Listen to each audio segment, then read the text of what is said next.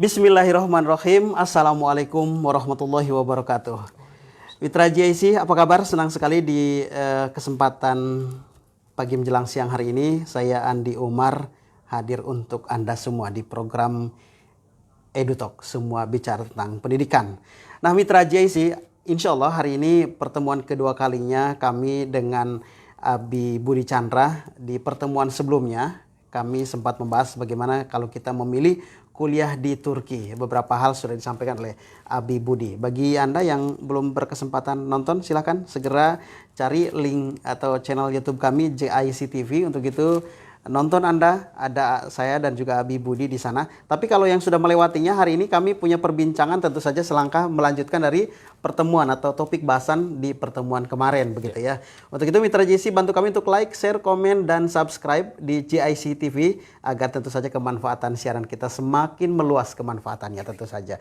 Hari ini kita akan bicara tentang bagaimana sih tips atau juga trik memilih jurusan kuliah di Turki? Karena biasanya nih Abi Budi, sebentar saya akan sapa dulu. Assalamualaikum Abi Budi. Waalaikumsalam Pak Ade. Alhamdulillah, hari ini jumpa lagi Abi Budi. Ya, jumpa lagi ke pertemuan kedua ya. Asik sekali. Gimana kesibukan di 2 pekan kita gak ketemu? 2 apa 3 pekan? Mungkin Kurang lebih sekitar. 3 pekan ya. Gimana kesibukan seperti apa, Abi? Kesibukannya masih seperti biasa. Kita masih sibuk untuk mempromosikan studies in Turki melalui sekolah-sekolah ya. Tapi karena beberapa sekolah yang pernah kita kunjungi sekarang lagi lockdown juga Pak Ade. Iya, Ya, betul. karena Jadi ada harus 2-3 orang aja yang terpapar. Iya. Jadinya mereka lockdown gitu. Betul, Dan beberapa kita sudah appointment juga sama beberapa sekolah, tapi memang karena kondisinya saat ini seperti ini, jadi agak banyak penundaan gitu dari pihak sekolahnya gitu. Tapi insya Allah setelah hal ini berakhir, pandemik berakhir atau mungkin bukan pandemik yang berakhir, kita yang lebih kuat kebal terhadap pandemik itu, kita akan adakan lagi, sekolah akan buka kembali dan kita bisa bersosialisasi lagi mengenai kuliah ke Turki. Ya, semoga begitu harapan kita sesuai dengan keinginan kita, Mitra JIC. Dan Abi Budi, bagaimanapun gitu kan, tidak semua ketika terjun ke dunia pendidikan, apalagi di jenjang perkuliahan gitu kan, cocok dengan passion kita, hobi kita gitu, habit kita, dan yang menjadi tren kita gitu kan. Itu tidak sedikit yang sudah berjalan perkuliahan juga tidak tidak pas gitu, tidak begitu menikmati karena mungkin merasa ini kok salah gitu kan, kecelakaan memilih jurusan gitu kan, sehingga galau dalam perjalanan padahal sudah masuki 1-2 semester. Untuk itu Abi mungkin topik bahasan kita lebih fokus ke situ biar ketika Mitra memilih jurusan nanti di Turki pas nih perjalanan perkuliahan dinikmati, dan ketika ada tugas-tugas dari dosen atau dari pihak kampus begitu menikmati. Nah, Abi mungkin hari ini kita lebih fokus bagaimana trik atau tips untuk memilih jurusan selama di Turki nanti. Abi silakan sambil menyapa Mitra JIC. Jadi acara saya nih ya, insya Allah. Siap Abi. Oke, baik teman-teman, rekan-rekan, Bapak, Ibu, atau adik-adik sekalian. Banyak sekali pelajar-pelajar kita ya, anak-anak kita yang sekarang misalnya sudah hampir menyelesaikan sekolahnya ya, sudah hampir tamat SMA, yang selanjutnya akan meneruskan pendidikannya ke perguruan tinggi higher education, baik itu untuk kuliah di dalam negeri maupun kuliah di luar negeri ya. Nah, tapi banyak sekali teman-teman kita yang masih, anak-anak kita yang masih bingung ingin ambil jurusan apa nantinya untuk kuliah gitu. Karena ya mungkin karena mereka belum menemukan hobinya, interestnya atau passionnya mungkin, dan mungkin kebanyakan mereka ingin bekerja sebagai ini itu, dan kebanyakan orang yang bekerja di bidang tersebut berasal dari jurusan tersebut ya, dan jurusan tersebut merupakan jurusan yang favorit yang kebanyakan orang memilih jurusan tersebut, dan anak-anak kita jadi ingin ikut ambil jurusan tersebut gitu. Tapi ada beberapa hal yang akan kita bahas di sini, poin-poin yang mendasari ya, yang harus kita pertimbangkan kenapa kita perlu pilih jurusan ini gitu. Betul. Oke. Nah, jadi konsepnya untuk program kita kali ini, kita akan buka open ask ya, buka diskusi, karena beberapa pekan yang lalu ya kita tiktokan menikmati berdua aja betul, gitu. Dan seperti janji kita juga sih, sebenarnya pertemuan berikutnya kita akan coba libatkan banyak dari mitra nih sebenarnya. Hari ini pas kita untuk mitra hadir kita nih. Ya, tapi sebelum teman-teman gabung di kita, kira-kira udah berapa orang nih yang gabung? Nggak kelihatan ya. Jadi Nggak kelihatan ya. ya, saya akan memandu beberapa poin yang perlu kita pertimbangkan untuk milih jurusan kuliah di luar negeri atau di Indonesia, di dalam negeri. Beberapa poin tersebut adalah yang pertama adalah kemampuan dasar apa yang kita butuhkan untuk bisa bertahan di jurusan tersebut gitu. Contohnya kita ingin ambil jurusan yang kita nggak punya kemampuan dasar matematika contohnya. Ya. Kira-kira jurusan apa yang bisa kita pilih? Mungkin ya sejarah atau pendidikan agama Islam ya. Biasanya yang dakwah. berlawanan haluannya ya. Yang berlawanan gitu. Tapi ada juga yang mikir, saya pengen ambil jurusan manajemen atau jurusan apa ya? Ya yang kedengaran manajemen itu adalah sesuatu hanya manajemen aja gitu. Tidak ada matematikanya gitu. Padahal di dalamnya ada juga matematika. Eksakta gitu. juga ada juga. Mungkin hanya 1-2 jurusan aja yang tidak memasukkan matematika, karena intinya ketika kita mau pendidikan agama Islam atau apa, kita untuk keluar untuk angket atau apa, perhitungannya semua dengan ilmu statistika atau ilmu matematika juga kan masuknya gitu. Nah, kemampuan dasar yang kita butuhkan ini adalah sesuatu yang akan membuat kita itu bertahan di jurusan tersebut ya. Contohnya ketika teman-teman ambil jurusan ekonomi, teman-teman udah punya matematika, ya, dan matematik itu akan membantu ya teman-teman untuk bisa bertahan di jurusan tersebut. Dan juga misalnya ekonomi banyak sekali jurusan program-program mengenai research ya. Kita harus melihat keadaan dunia saat ini dan penalaran kita terhadap berita-berita yang dipaparkan di sumber berita ya, baik berita dalam negeri atau luar negeri. Penalaran tersebut yang akan membantu kita untuk bertahan di jurusan tersebut itu. Yang pertama adalah ya kemampuan dasar ya. Jadi kita lihat lagi itu manajemen, ekonomi, terus kalau misalnya jurusan arsitek gimana? Tidak hanya menggambar, tapi penalaran juga, kreativitas juga ya. Kalau misalnya itu belum kita punya, ya lebih baik jangan ambil jurusan yang seperti itu gitu. Jadi kita lihat dulu. Kan ada juga yang misalnya lulusan dari pesantren ya. Yang mana di pesantren itu lebih banyak untuk menghafal Al-Quran, terus pendidikan akademisnya sangat minim ya kan, atau mungkin 20/80%. Lebih banyak pendidikan agama dan akademisnya. akademik ya. Nah, ingin ngambil jurusan tertentu gitu. Tapi karena basicnya kurang, lebih baik jangan gitu. Kalau misalnya ngambil di jurusan agama juga yang relevan dengan pendidikan pesantren atau dakwah Islam atau pendidikan yang berhubungan dengan Islam ya, itu bisa mengambil jurusan tidak terlalu tersebut, berat ya. Tidak terlalu berat gitu. Yang penting harus relevan lah kemampuan dasar yang kita miliki gitu. Jangan sampai kita nggak suka matematika nanti berkecimpung di ini ilmu engineering atau apa gitu itu kan. Atau bahasanya mungkin lagi tren di jurusan ini, kita memaksa ikut tren yang ada, padahal sebenarnya kurang baik ya. Iya. Nah, terus yang masuk yang kedua ya. Oke, tadi yang pertama tentang kemampuan dasar. Ya, ketika kita ingin ambil jurusan tertentu, kita harus tahu nih, nanti di jurusan tersebut kita akan pelajari apa aja. Nah, itu masuknya di kurikulum ya. Kurikulum. Apa saja yang kita akan pelajari di jurusan ini. Karena kalau misalnya kita lihat hanya berdasarkan title, manajemen, tentang manajemen aja nih. Kayak misalnya kita di perusahaan, kita akan memanage orang-orang, tapi nggak gitu juga. Di dalamnya itu ada ilmu ekonominya juga, ada politiknya juga, ada hubungan internasionalnya juga, ada matematikanya juga, matematika keuangan, terus matematika murni ya kan, terus ada jurusan perdagangan internasional, statistika, dan itu pelajaran-pelajaran yang kita harus pelajari juga, yang harus kita tahu juga gitu sebelum ngambil jurusan tersebut gitu.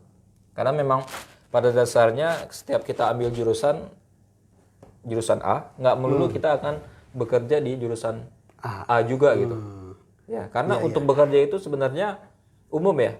Ilmu yang kita pelajari seperti ilmu manajemen, ilmu ekonomi itu sebenarnya ilmu-ilmu umum juga. Karena di dalam manajemen ya kita akan berinteraksi dengan manusia dan itu masuknya juga di ilmu psikologi, ya kan.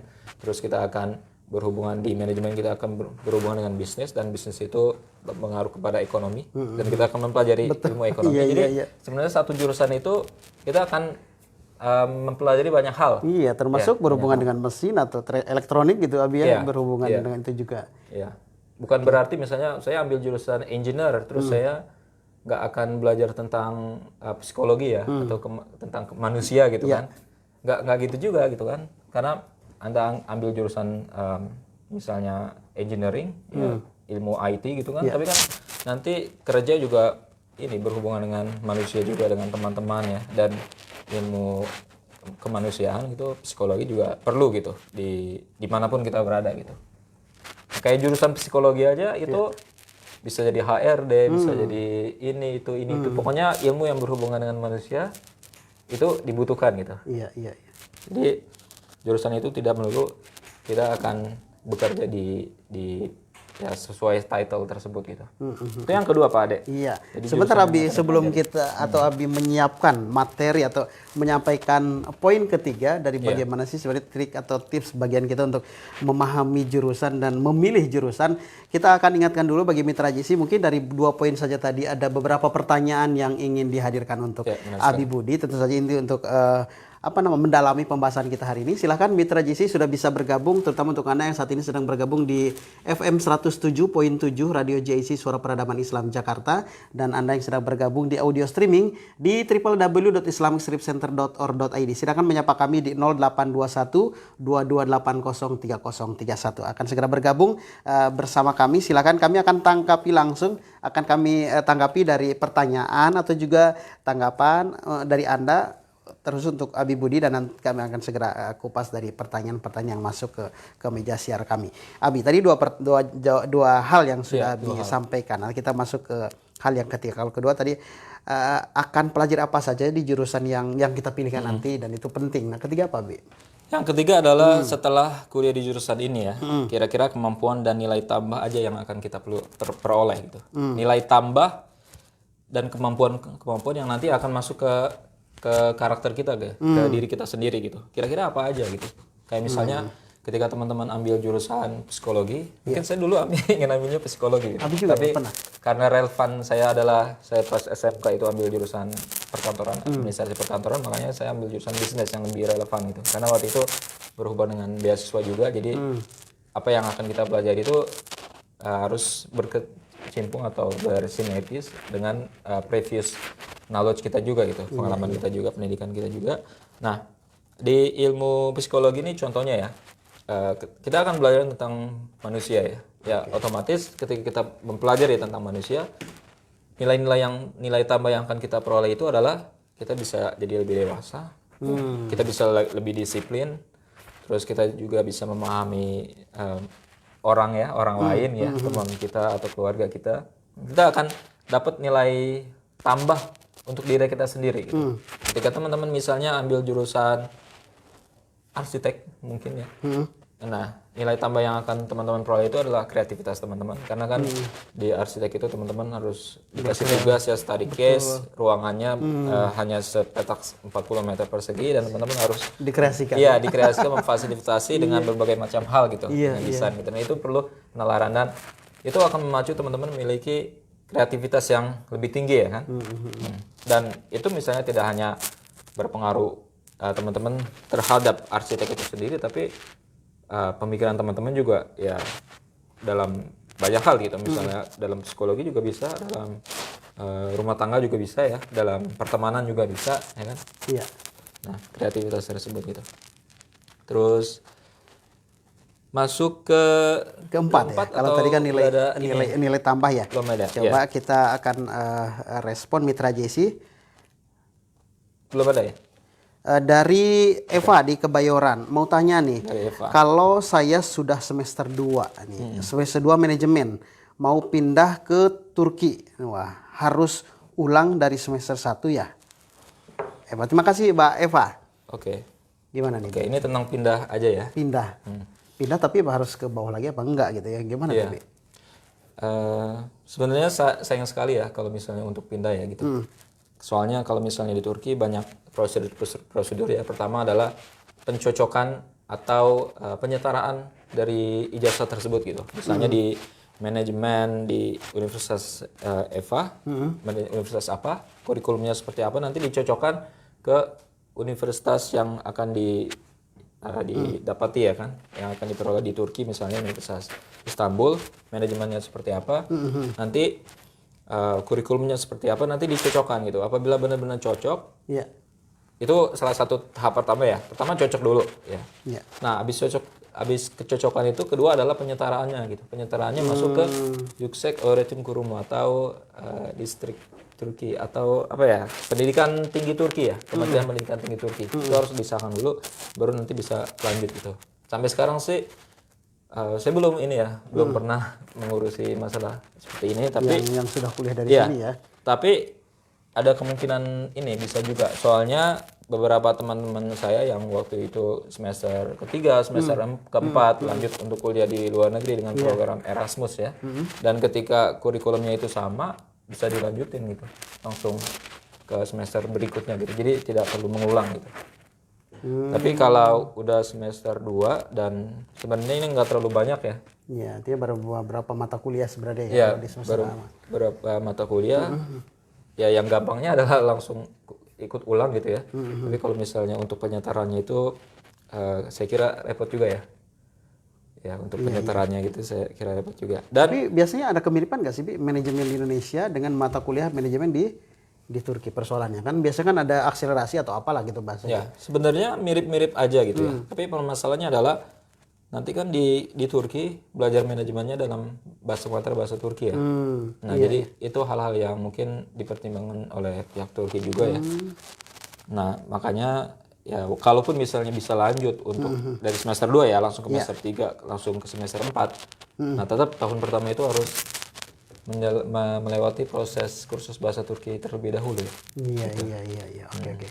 Tapi masih untung lah kalau semester 1 saya pikir nggak terlalu banyak ini ya, Bi ya. Iya. Kan kurang lebih kita baru beberapa mata kuliah gitu ya. Nah, tapi bisa disiasati seperti juga kan baru 2 semester ya, baru 2 semester. Iya. Dan Eva juga udah mengetahui tentang manajemen ya. Intinya konsep dasarnya ya tentang manajemen gitu.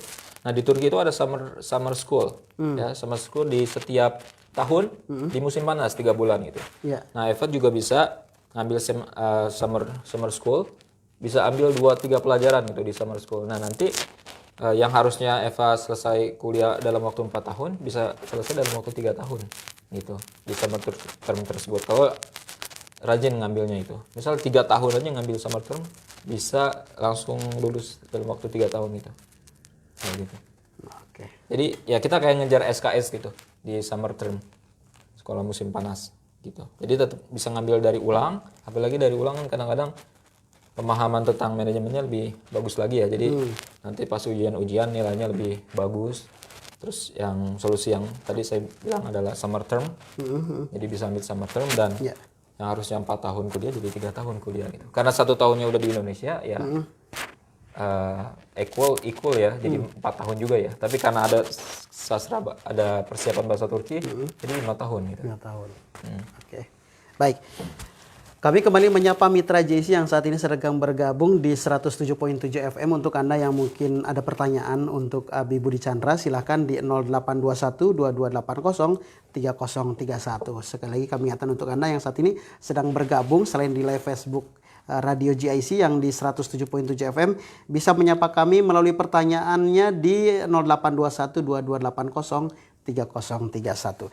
Baik, Abi, ada kembali pertanyaan dari Pak Trisno di Mampang. Oke, Anak saya dari pesantren, belum tahu mau lanjut kuliah, fakultas apa katanya, Bi.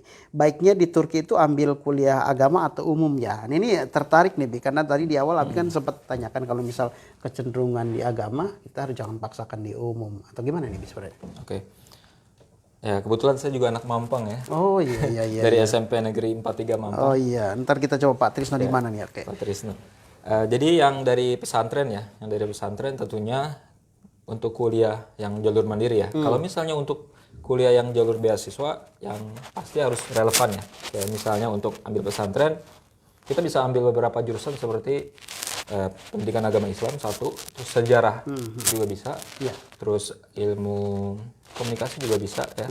Nah, yang jadi masalahnya adalah yang menjadi pertimbangannya tidak hanya pesantrennya, tapi ketika pesantren itu sertifikat kita yang pernah kita peroleh itu dari mana aja gitu. Bisa juga kan misalnya di pesantren lomba pemenang medali ini ya, Olimpiade Matematika. Kan bisa ambil jurusan matematika dengan misalkan saya dulu jago loh matematika walaupun saya di pesantren. Itu bisa satu ya. Dan itu dibuktikan disertakan dengan sertifikat. Itu untuk beasiswa ya. Untuk beasiswa karena kita untuk beasiswa itu ngelamar kerja ya. Jadi yang bukti-bukti kita pengen ambil jurusan apa itu harus dibuktikan dengan sertifikat kita ya, pengalaman kita udah masuk ke organisasi, bergabung olimpiade apa aja itu perlu ya. Tapi kalau untuk mandiri itu bebas ya, mau misalnya nggak terlalu jago matematika, mau ngambil ilmu matematika boleh, sesuai dengan passion dan kemampuan kita murni gitu sesuai ya. dengan kemampuan. Nah tapi tetap itu lagi kembali kepada minat kita juga, misalnya kembali ke poin pertama yaitu adalah nilai dasar. Kalau misalnya nilai dasar kita ya. kan ada juga nih di pesantren-pesantren kita ya, salah satunya saya juga masuk ke ini pelajaran untuk bimbel beberapa anak ini yang akan melanjutkan kuliah ke Turki. Salah satunya dia lulusan pesantren gitu, lulusan pesantren. Tapi matematikanya jago banget. Matematikanya jago banget. Kita udah coba untuk ngajarin matematika ke dia. Nah, kalau dia memang benar-benar ingin matematika, saya tanya ingin ambil jurusan apa? Engineer. Boleh-boleh aja gitu. Iya. Karena matematikanya udah bagus nih. Kalau matematikanya bagus kan penalarannya juga bagus gitu. Boleh ambil jurusan engineer gitu. Jadi nilai dasar kita dulu nih, kira-kira kemampuan dasar yang kita miliki untuk kita bisa tetap bertahan di jurusan tersebut apa aja. Terus adalah kemarin siswa kita itu ambil jurusan arsitek, ya. Sekolahnya biasa-biasa aja ya, IPS gitu kan. Tapi karena dia memang suka gambar ya, arsitek kan suka gambar ya, kreativitasnya tinggi dan dia siap. Kalau untuk belajar arsitek itu kan harus siap begadang ya. Iya. Ya, harus siap begadang, harus siap tempur ya, belajar berjam-jam gitu. Dan dia siap gitu. Dan saya lihat sekarang itu dia ya belajar gitu. Misalnya kadang malam itu nggak tidur, kerjain tugas gitu. Terus ada PR-nya juga banyak, bikin maket ya kan, bikin rumah-rumah gitu. Dan dia ada passionnya di situ gitu. Dan oke, go for it, saya bilang kayak gitu, saya dukung gitu kan. Betul. Ya, yang pertama sih itu ya, nilai dasar kita itu apa gitu, hal yang kita butuhkan. Oke.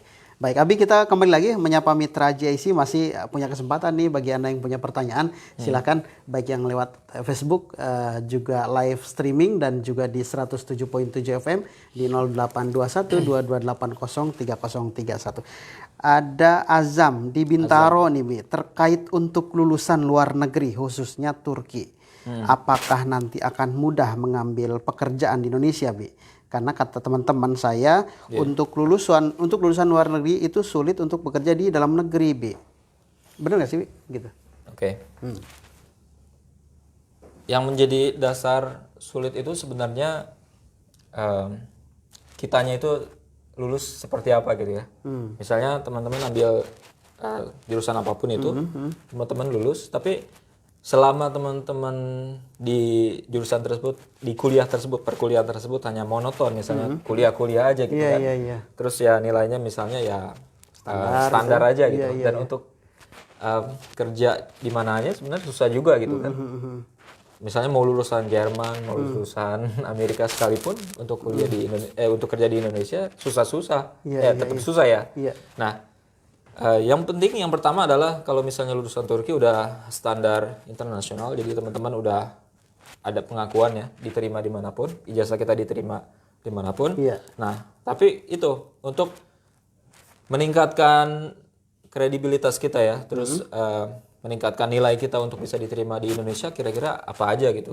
Misalnya selama di Turki bolehlah ikut olimpiade apa, lomba-lomba apa, atau organisasi-organisasi apa gitu kan, atau magang ya kan di Indonesia gitu, atau misalnya punya perkumpulan internasional ya, terus misalnya jago bahasa Inggris atau jago dalam bahasa asing yang lain, itu kan nilai-nilai tambah yang nanti bisa memperkuat gitu kredibilitas kita. Nilai tawar kita ya, nilai jual kita lah ya, ketika kita jual kita di sana gitu. Iya.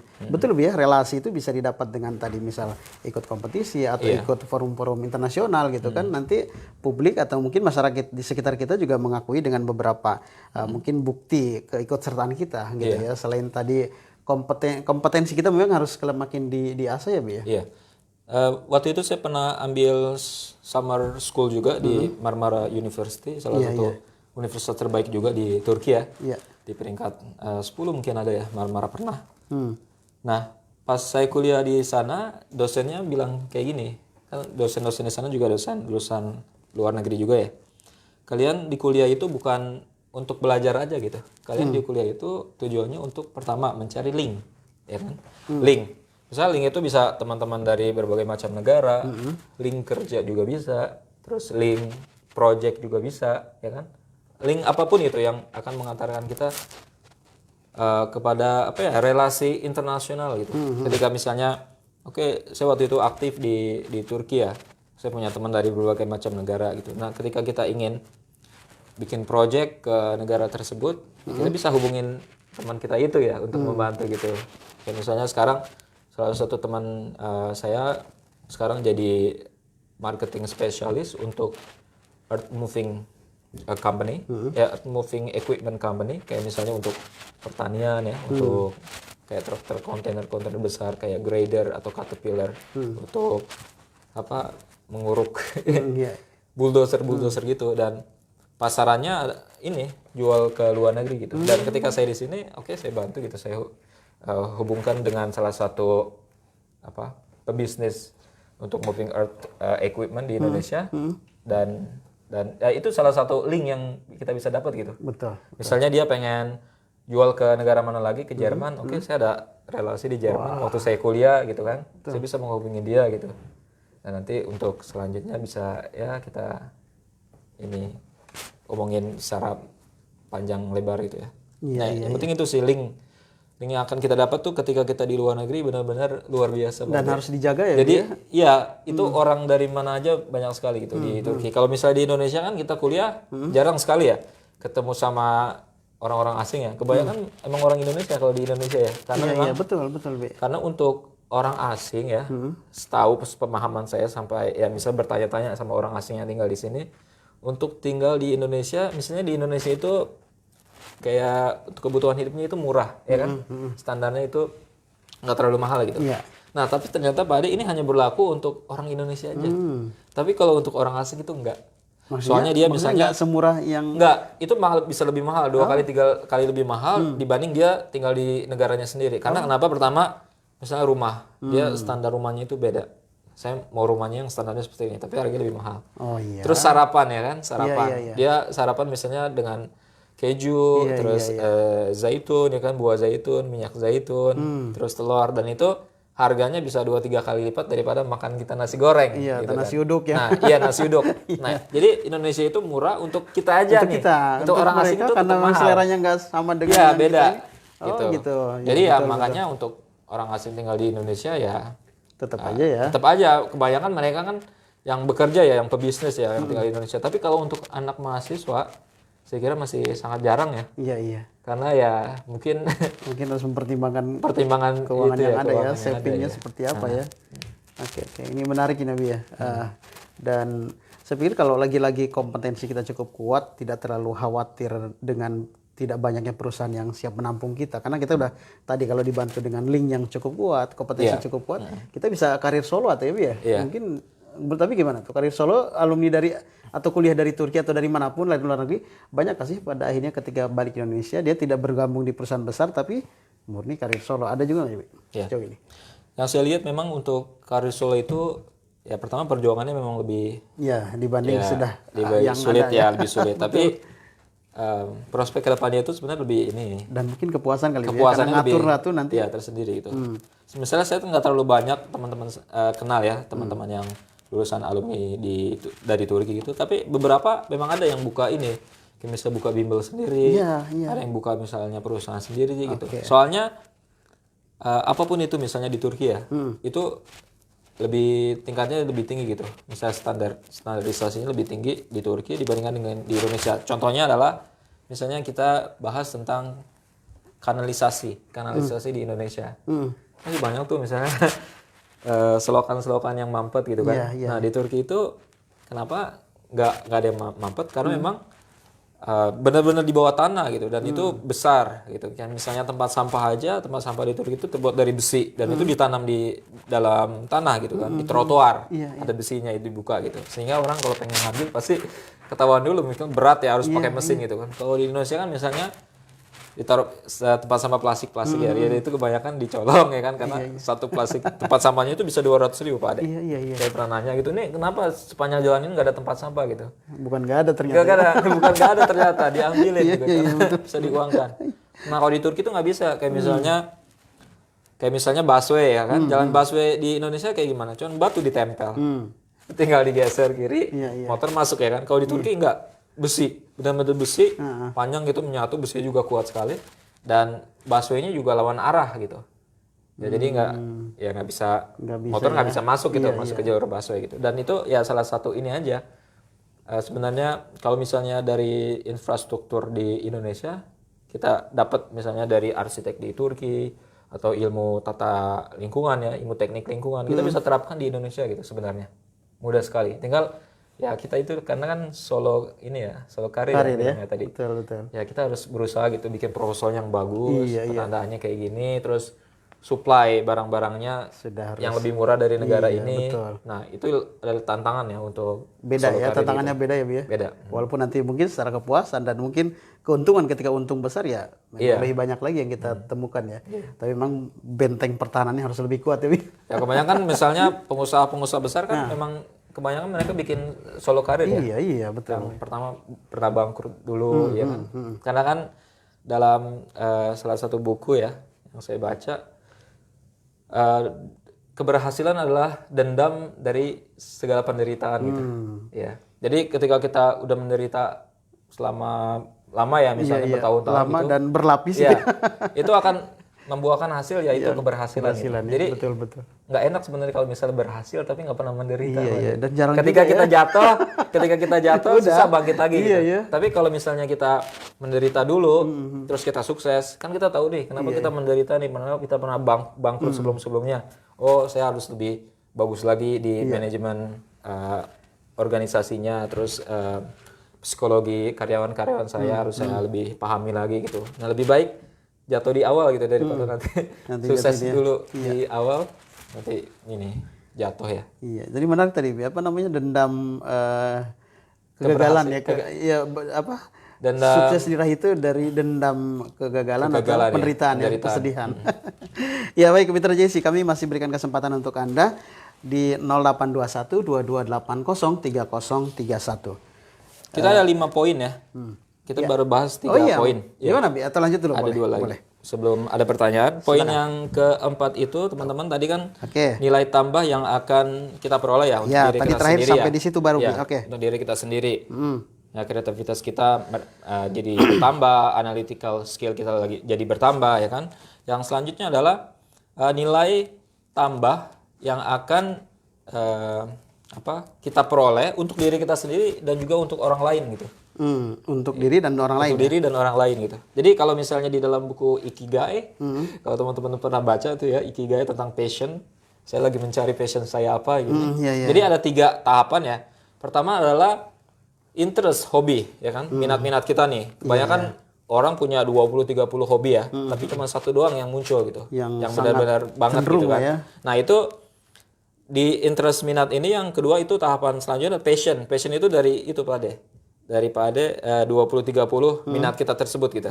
Nah itu adalah passion yang kedua. Jadi untuk diri kita sendiri nih, kita ngerjain ini karena kita suka. Mau dibayar mau nggak dibayar, kita tetap ngelakuin ini karena ini tetap jalan gitu ya. Iya, the part of my life gitu kan. Nah tapi yang ketiga itu adalah purpose. Jadi purpose itu tujuannya apa? Misalnya kita punya cita-cita. Saya pernah ini dikasih tahu sama guru saya waktu itu sebelum saya berangkat ke Turki, saya minta tanda tangan setiap guru di sekolah saya gitu. Nah, tapi tidak hanya tanda tangan, ini ada juga tulisan-tulisan itu. Nah, salah satu guru nulis kayak gini. Jadikanlah cita-cita Anda, cita-cita kamu bukan hanya bermanfaat untukmu, tapi untuk orang lain juga gitu. Nah, purpose ini kayak gitu. Jadi kita punya passion, tapi passion itu akan bermanfaat untuk orang lain gitu. Ya, jadi nggak hanya untuk diri kita sendiri. Kira-kira apa nih misalnya untuk Indonesia? Ya teman-teman mau jadi tata kelola lingkungan, teknik lingkungan, teman-teman mau mengubah sistem listrik, kabel listrik di Indonesia bukan melambai-lambai seperti yang ada sampai tiang listriknya bengkok ya kan. Teman-teman mau bikin misalnya lewat tanah lewat bawah tanah gitu. Itu kan teman-teman punya passion, tapi ya bukan hanya untuk pribadi ya, tapi untuk orang lain juga gitu. Itu salah satunya gitu. Karena ada yang misalnya passionnya misalnya di art ya, di seni gitu. Dia hanya kepuasannya untuk diri sendiri dan belum tentu bermanfaat untuk orang lain gitu. Sebenarnya ada manfaat juga seni untuk orang lain, tapi kan beberapa. Tapi purpose itu lebih mengarah kepada orang lain gitu. Itu tahapan yang paling tinggi gitu ya. Kayak misalnya Pak Ade sebagai ustadz itu kan ceramah ke banyak orang. Kan Pak Ade punya passion untuk belajar ilmu agama lebih dalam lagi, terus juga apa misalnya ilmu Al-Qur'an dan lain sebagainya. Tapi ini akan bermanfaat buat diri sendiri sama halayak orang banyak gitu. Tercerahkan orang-orang di luar. Tercerahkan orang lain. Itu ini ya. Jadi kita punya nilai untuk diri kita sendiri dan juga untuk orang lain. Wah, menarik ini. Untuk ambil jurusan tersebut ya kira-kira gitu. Oke. Terakhir Bi mungkin sekalian. Oke, yang terakhir adalah peluang ya. Peluang ini adalah kerja ya. Iya kan Jadi biasanya kan setelah nggak hanya nilai berlelah-lelah tambah buat kita sendiri sama untuk orang lain kan, tapi kira-kira kerja itu peluangnya kayak gimana gitu kan. Kayak misalnya tadi kita beberapa ngambil contoh jurusan ya. Kayak misalnya jurusan manajemen ini peluangnya seperti apa di mana gitu aja kan? gitu ya. Jenis pekerjaan yang cocok di manajemen apa aja gitu kali ya. Iya. Ya, tentunya misalnya untuk peluang misalnya jurusan manajemen, di mana-mana banyak perusahaan dan di perusahaan itu pasti ada manajemen. Nah, karena semakin banyak perusahaan, terus UMKM, ya kan bertambah kan karena penggalangan program dari pemerintah, otomatis membutuhkan tenaga kerja di bidang manajemen lebih banyak. Nah, peluangnya di situ. Misalnya ilmu psikologi, psikologi apa sih? Ilmu yang mempelajari tentang manusia gitu. Di setiap perusahaan dimanapun itu pasti ada manusianya. Dan peluangnya kayak gimana besar sekali kan. Untuk psikologi bisa jadi apa HRD ya kan, untuk bisa jadi project planner juga bisa. Pokoknya macam apa aja gitu, nggak melulu harus psikologi misalnya jadi guru aja gitu, nggak kayak gitu ya. Terus misalnya ilmu arsitek kayak gimana gitu. Ya dari tahun ke tahun di dunia itu selalu ada pembangunan ya kan. Iya, betul. Rumah di mana, gedung di mana gitu. Artinya mereka akan butuh lebih banyak arsitek kan. Jadi ya nggak ada peluang untuk bisa kerja itu dari jurusan tersebut gitu. Kita harus melihat konsepnya kayak gitu sih Pak. Gitu. Oke. Tapi tetap kan nanti bukan berarti dia lulus arsitek bakalan diterima jadi arsitek gitu kan. Kan itu tergantung perusahaan yang hire dia juga ya. Misalnya kredibilitas kamu seperti apa, skill kamu, performance kamu seperti apa, dan itu yang harus kita tingkatkan. Tapi teman-teman harus yakin kalau misalnya jurusan yang teman-teman ambil itu pasti bakalan peluangnya bakalan besar gitu. Kan ada misalnya jurusan yang teman saya misalnya di Turki ya ambil jurusan, tapi jurusan itu yang peluangnya itu nggak besar Pak Ade. Jurusan apa tahu nggak? Apa? Jurusan apa, Bi? Antik Yunan. Jadi dia ngambil jurusan, bahkan dia ambil sampai doktor ya, Antik Yunan. Saya kayak enak ya, tapi yang penting nggak nyebutin namanya ya, Antik Yunan. Dan dia sampai sekarang nggak dapat kerja gitu, karena ya seberapa banyak yang misalnya perusahaan yang pengen membutuhkan ya Antik Yunan tersebut gitu. Tapi ada juga jurusan itu ya? Ya ada juga. Misalnya di dokternya, mungkin dia ambilnya pertama sejarah, habis sejarah lebih spesifik lagi masternya yang terakhir itu saya ingat saya Antik Yunan gitu. Iya. Ya tentang Yunani ya Antik Yunan. Nah, terus dia sampai sekarang nggak bisa dapat kerja gitu. Karena yang misalnya peluang kerjanya kecil dan kebanyakan orang-orang yang dapat kerja di situ adalah yang itu yang punya link, yang punya relasi. Tadi kan kita bahas tuh. Betul. Kita kuliah untuk dapat relasi. Itu juga salah satunya. Ketika kita pengen kerja, kalau misalnya orang dalam nggak kenal kita, itu susah juga, Pak. Apalagi kalau peluangnya tadi cukup kecil ya. Iya, peluangnya pasti bisa yang dipilih yang punya relasi kuat atau dia tuh kayak gitu. Padahal misalnya nilai dia lebih tinggi di kota ini. Iya. Karena kota ini dekat dengan kota yang meminta, harusnya dia yang diterima. Tapi enggak, karena gitu ya. Udah ada link yang dia peroleh itu dari orang lain itu. Ya, itu makanya sampai sekarang saya bingung juga, saya ngasih solusi dia buat kayak gimana. Sementara udah lewat semua aja udah masa pembelajarannya udah selesai gitu ya. Iya, udah selesai. Udah gitu. Bukan lagi untuk merintis dari awal jurusan itu ya. Ya udah, akhirnya bekerja ya di toko roti atau apa gitu yang untuk memenuhi kebutuhan sehari-harinya dia Artinya gitu. tidak sesuai dengan akademik yang dia jadi, sudah tempuh Ya, kan banyak juga nih orang-orang Indonesia yang misalnya ada beberapa juga misalnya ambil di universitas yang agak jauh dari Turki ya, Çanakkale gitu. Tapi jurusannya itu aneh-aneh Pak Ade. Jurusannya aneh-aneh dan peluangnya besar. Iya. Yang penting kalau dia di Turki saya ngambil jurusan ini. Ntar kerjanya gimana, peluangnya gimana gitu. Iya. Dan kasian ternyata harus kan dipikirkan dari awal ya. Iya, itu harus dipikirkan dari awal. Iya. Artinya Abi lebih cenderung merekomendasikan bagi mereka pilih jurusan yang kira-kira peluangnya juga lebih besar juga Iya. dibanding jurusan yang kecil walaupun Yang penting 5 poin itu ya. Pertama, iya. nilai dasar yang kita punya nih basic kita apa? Ya, Iya, kan? Kita lebih suka matematika, analytical skill, atau penalaran, atau tentang manusia, atau dia pendiam nggak mau berhubungan dengan manusia, kan bisa jadi ada IT juga. kan, engineer ya, Iya. atau ilmu telekomunikasi. Nah, yang kedua, jurusan tersebut akan mempelajari pelajaran-pelajaran apa aja, kurikulum maksudnya. Terus yang ketiga, nilai tambah untuk diri sendiri. Ketika saya ambil jurusan ini, saya bakal bisa ngembangin apa? Karena kan kita sebenarnya kuliah itu nggak wajib ya. Kayak misalnya contohnya Mark Zuckerberg yang Facebook ya. Iya. Dia pengen kuliah. Dia pengen kuliah misalnya jurusan apa gitu untuk menambah nilai dia supaya lebih jago di sosial media gitu. Dia lihat saya nggak butuh kuliah gitu, saya bisa belajar sendiri gitu kan. Nah, kalau bisa udah dapat itu kenapa harus kuliah gitu kan? Udah ada jalannya gitu. Nah, jurusan kuliah gitu. Kalau teman-teman ngambil kuliah jurusan ini tapi nilai tambah untuk diri sendiri nggak akan diperoleh, ngapain ngambil jurusan itu ya kan? Itu ketiga. Terus yang keempat untuk nilai untuk diri sendiri dan orang lain. Seperti apa gitu, nilai tambah. Iya. Nah, yang kelima adalah peluang. Peluang itu juga sangat penting ya. Oke, jadi kelima poin ini benar-benar jadi prioritas ya Abi ya. Prioritas ketika kita memilih jurusan dan khusus kita memilih perkuliahan di Turki tentunya. Sebagaimana Abi yang dari studies in Turkey ya. Baik Abi, sebelum kita akhiri perjumpaan kita, ada sedikit di pertemuan kita menit-menit akhir. Dari Mbak Fitri di Duren Sawit. Assalamualaikum Abi Budi dan juga Pak Ade, semoga sehat. Oke, amin. Mau tanya, untuk program belajar ke Turki, apakah jika kita apply pendaftaran wajib belajar bahasa Turki sebagai bahasa utama? Kemudian pertanyaan selanjutnya, adakah studi yang paling diminati, yang paling mudah untuk bisa didaftarkan agar lolos masuk dan belajar di Turki? Oke. Nah, ada dua nih sepertinya pertanyaan. Ya, terima kasih Ibu Pak Fitri atau Fitri di Duren Sawit. ya, Fitri. Oke, pertama untuk kuliah ke Turki memang masih kebanyakan ya untuk bahasa pengantarnya itu bahasa Turki ya. Adapun yang misalnya bahasa Inggris pun itu kadang 30% bahasa Inggris. Jadi dari sekian 10 pelajaran, 3 pelajarannya itu dalam bahasa pengantar bahasa Inggris. Itu yang dinamakan 30% bahasa Inggris. Ada juga yang 50% bahasa Inggris. Nah, tapi intinya ketika kita kuliah di Turki, mau itu bahasa pengantarnya bahasa Inggris atau bahasa asing yang lain, kita tetap harus berkewajiban mengetahui bahasa Turki gitu. Makanya syarat untuk kuliah di Turki itu pertama adalah kita lulus level C1 ya. Pemahaman bahasa Turki kita. Nah, adapun ketika kita tidak bisa lolos dari sertifikat tersebut, dari level tersebut yang C1, kita bisa ambil Tomer atau kursus bahasa Turki selama 1 tahun di Turki gitu. Nah, memang kalau saya sendiri ketika saya di Indonesia, saya bakal berangkat ke Turki, saya udah belajar bahasa Turki sendiri gitu. Di asrama ya waktu itu. Saya belajar mandiri juga, saya suka juga belajar bahasa Turki. Dan memang pada akhirnya saya dituntut untuk ini ya, mengikuti ujian bahasa Turki gitu.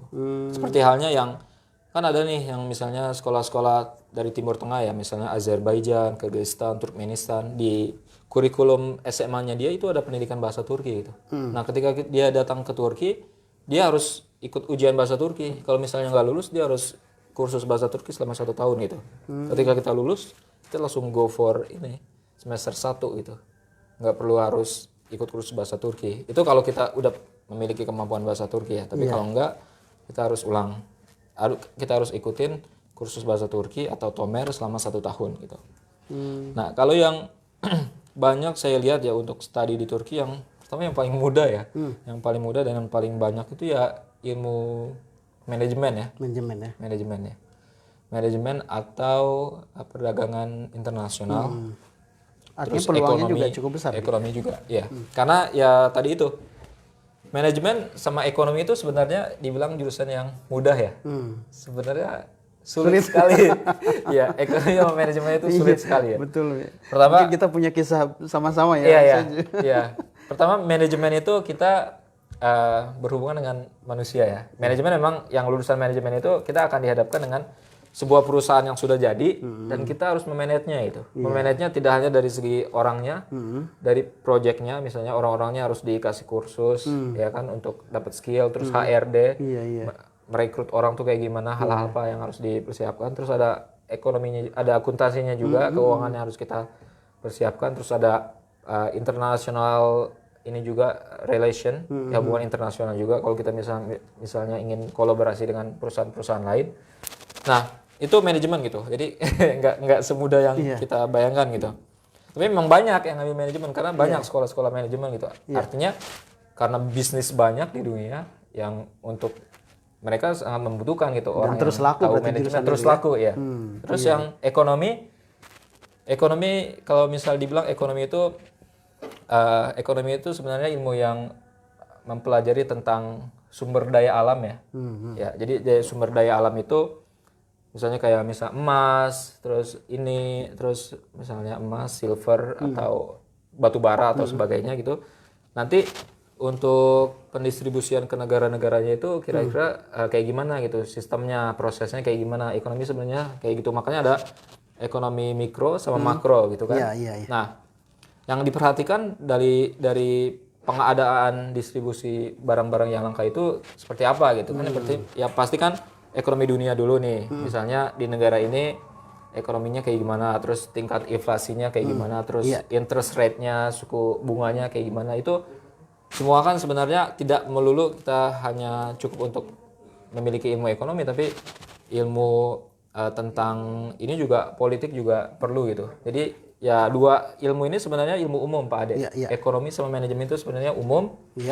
Dan sebenarnya kita nggak cukup gitu kalau misalnya ambil ekonomi sama manajemen aja terus langsung kerja. Kemudian kan harus ambil S2 gitu. Iya, baik Abi, kita di penghujung waktu, tapi sebentar mungkin Abi sapa sedikit aja. Ari dari Jakarta mau tanya, studies in Turki ini yang kita bahas tadi. Ini kan bea mandiri ya. Ketika sudah kuliah di sana, bisakah saya mengambil beasiswa di sana, baik dari kampus maupun swasta? Oh ya, untuk teman-teman yang lewat mandiri ya, artinya teman-teman ketika berangkat ke Turki itu sudah terdaftar sebagai pelajar.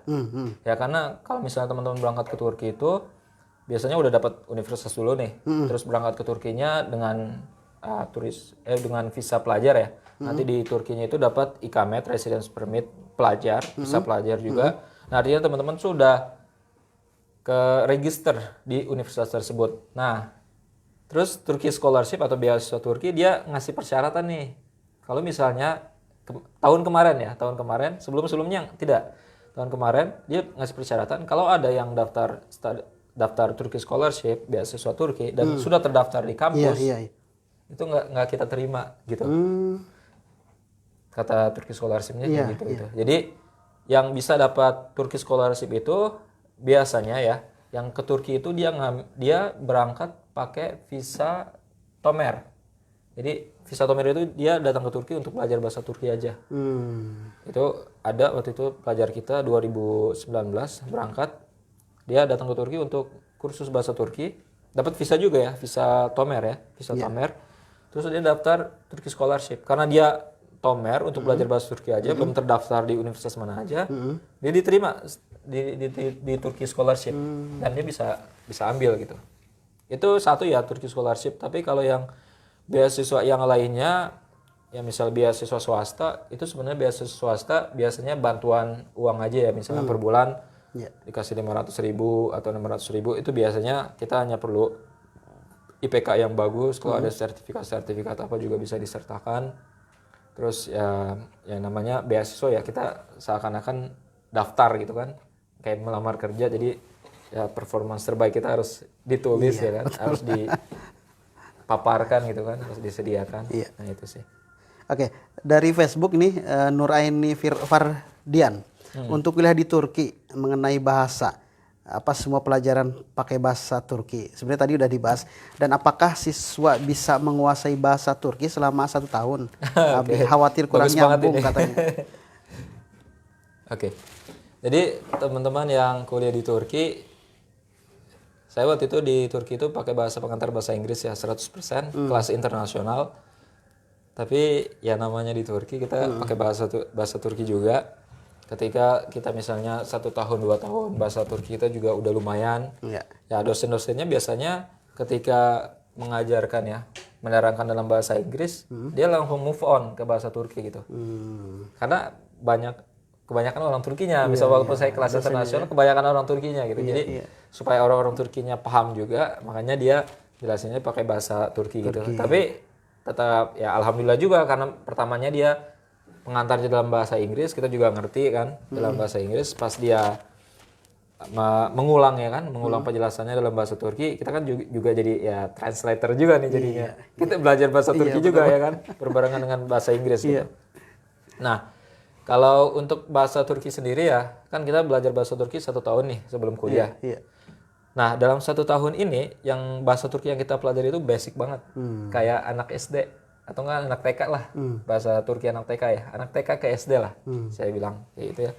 Mungkin SD-nya sampai kelas 3 atau kelas 4 gitu ya. Sementara teman-teman ketika kuliah, bahasa yang digunakan itu bahasa akademik. Ya, bahasa akademik. Bahasa anak kuliah. Ya kan?